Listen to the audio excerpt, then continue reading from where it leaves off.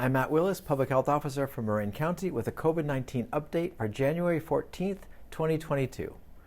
I'm going to start with two data points that illustrate where we are in the Omicron surge. First is 15.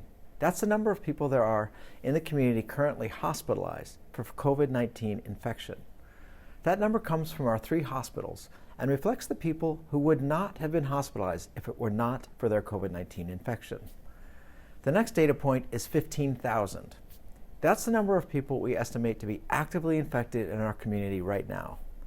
That comes from our recent return to school testing when 38,000 residents were tested over 3 days and 4% were infected. Taken together, that means about 1 in 1,000 people who are infected are hospitalized.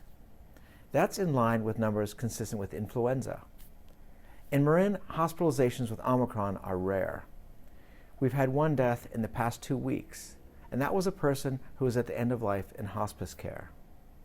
I'm sharing this data in this way to help us in the challenging work of changing our mindset and assumptions about our pandemic goals as a community. To me, this data says 2 things. One is that Omicron is highly transmissible and, like other respiratory viruses, is very difficult to contain. We should all expect we are being exposed when we're out in the public.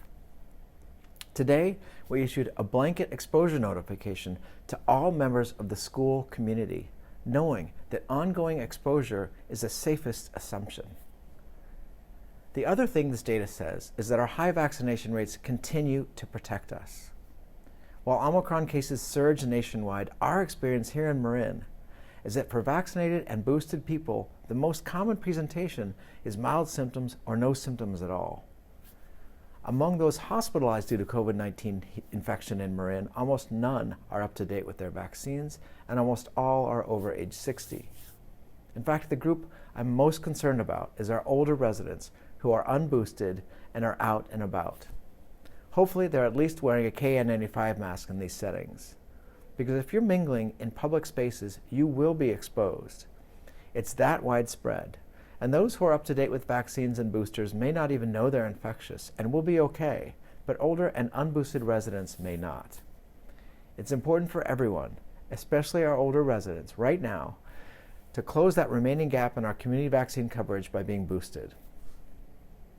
Prior to the Omicron wave, we in Marin had already indicated that our focus had shifted from counting positive test results as an indicator of safety to those actions that balance the risk of serious illness and hospitalizations with the priority of keeping our schools, hospitals, and other critical sectors open.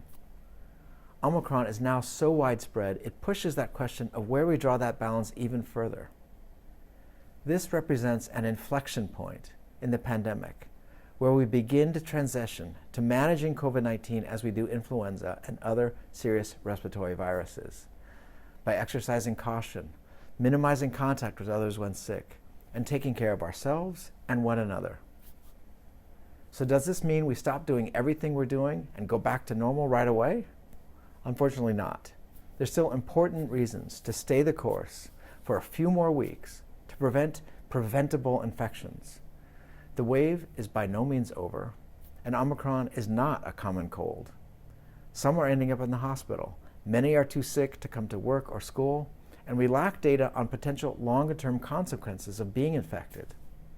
Our sensible, layered strategies of vaccination and boosters, mask wearing, and staying home when sick remain critical.